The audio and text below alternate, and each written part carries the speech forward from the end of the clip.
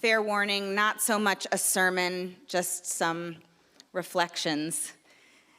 It's been hard to cultivate the energy and the focus to offer any sort of deep wisdom that might serve as some kind of illuminating light.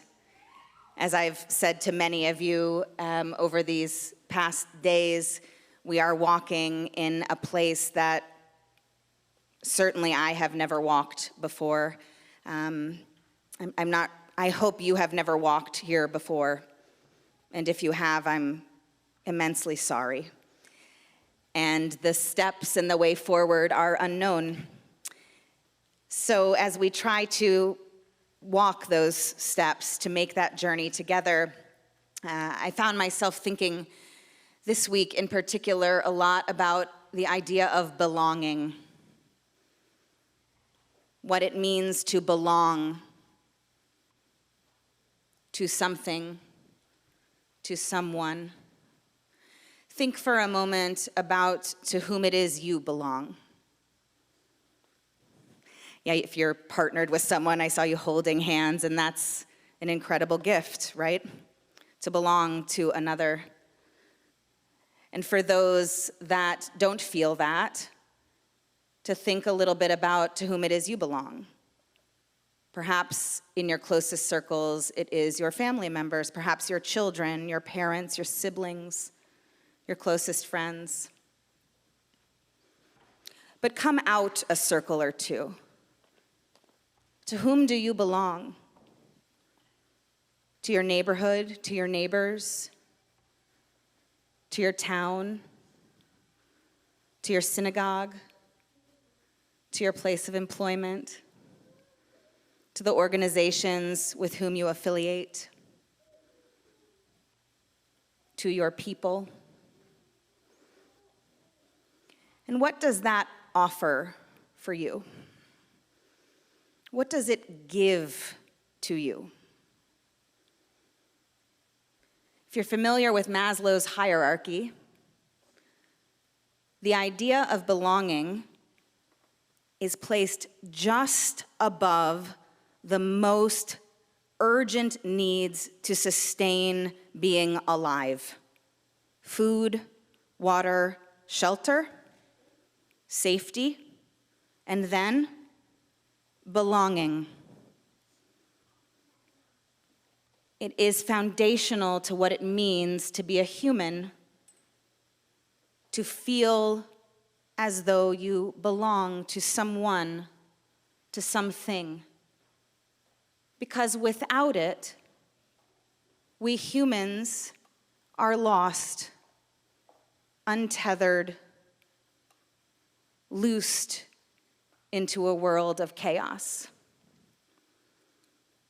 We've experienced, all of us, this week, the wake of what happens, of what can happen when a person struggles with what it means to belong. Not here to speak about that this evening, but all of us can know most viscerally, oh, it's okay, don't worry with the kids, it's good. We'll take that. They belong here too. All of us can know in a visceral sense and feel from the deep chasm of darkness of what we've seen and bring back to our own consciousness how important it is to be connected to something beyond ourselves. We're likely all here tonight exemplifying and modeling just what that means to belong to something. In this week's Torah portion, it's a Torah portion called Balak. And Balak is an evil king. It's a story, it's somebody hates the Jews, wants to kill us, that kind of story. They're all over the Torah. And this one is pretty comedic. If you read it, it seems almost hyperbolic, like it could be a cartoon. And interestingly enough, Balak is the evil king, but the real villain of the story is a guy named Balaam. And he's a prophet, and he's hired by Balak to curse the Jewish people. His plan gets foiled and he ends up blessing them. We actually quote him every time we sing Ma Tovu. It's a song we sing on the mornings. But Balaam, the antagonist of the story, is understood by the Talmud as a prophet more powerful than Moses, but vilified. And the hint the Talmud gives us about why he makes his choices to bring such cruelty and evil is a hint embedded in his name. The Hebrew root in his name translates to below Am, which means without a people. Balaam was a person who belonged to no one, unclaimed, untethered, a prophet for hire, who would do whatever the highest bidder came along asking him to do. And so we see even in our deepest traditions this notion of the importance of our belonging.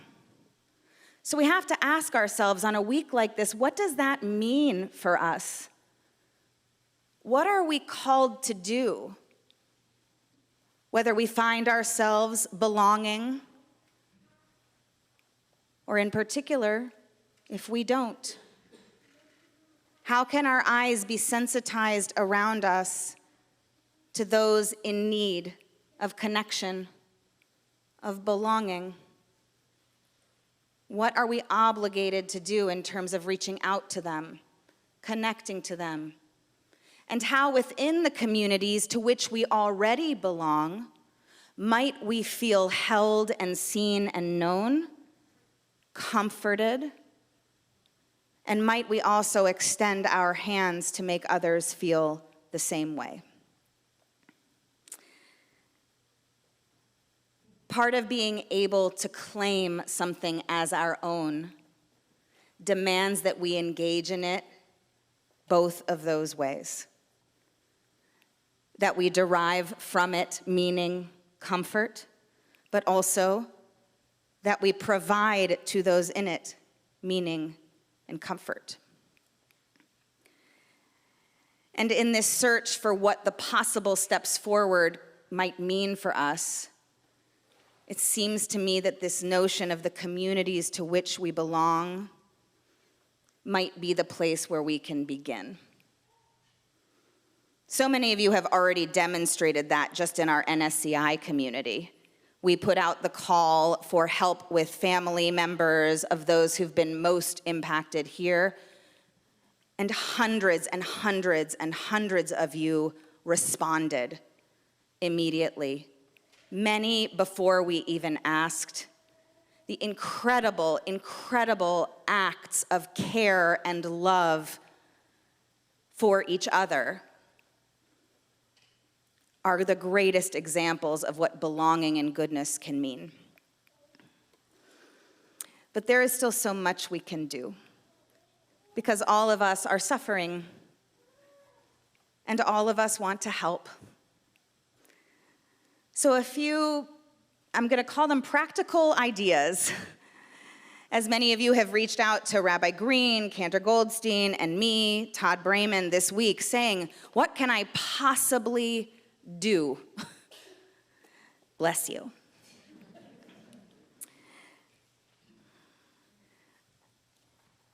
First, something really easy, and something we, for whatever reason, I think find ourselves hesitant to do.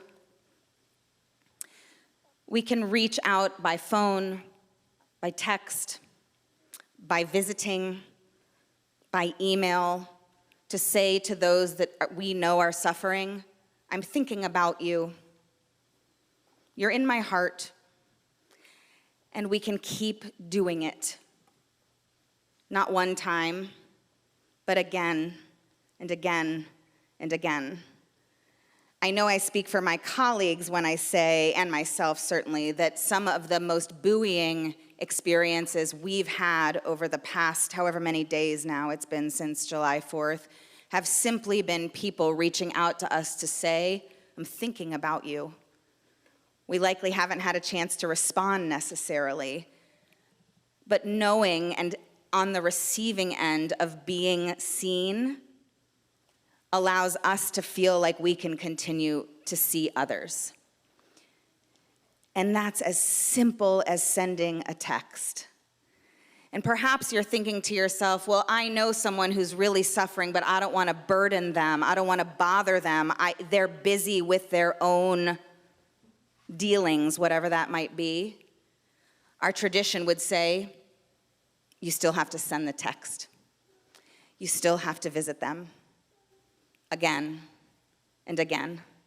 There's a passage in the Talmud that says visiting the suffering 100 times a day is not enough to teach us that the limit for extending our hand in care is boundless.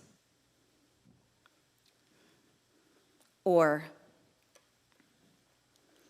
you can extend your thoughts and your care through words, through gifts, through baking, through creating, to anyone and everyone you know who's helped someone in the wake of July 4th.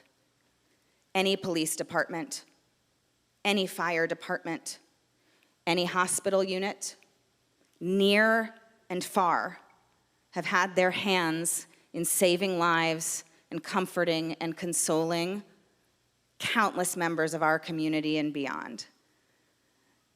And simply the act of giving to them can also give to you. And it helps extend the web of our community to whom we belong, to them too. Ultimately, whatever the acts are, the key for all of us is that we act. We are not powerless. Someone may have tried to take away our power, but we are all still here. Some of us more able to act than others, but we can't forget we belong to each other. Ultimately, that's the deepest truth we have. And no one can take that away from us unless we choose not to extend our hands.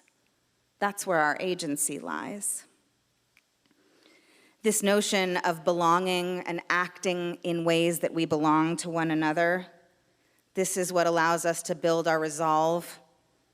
This is what allows us to illuminate a light to walk forward, somehow, together. There is really no other way. We belong to each other. If we didn't know it before, I hope we know it now. Let it be something we never forget.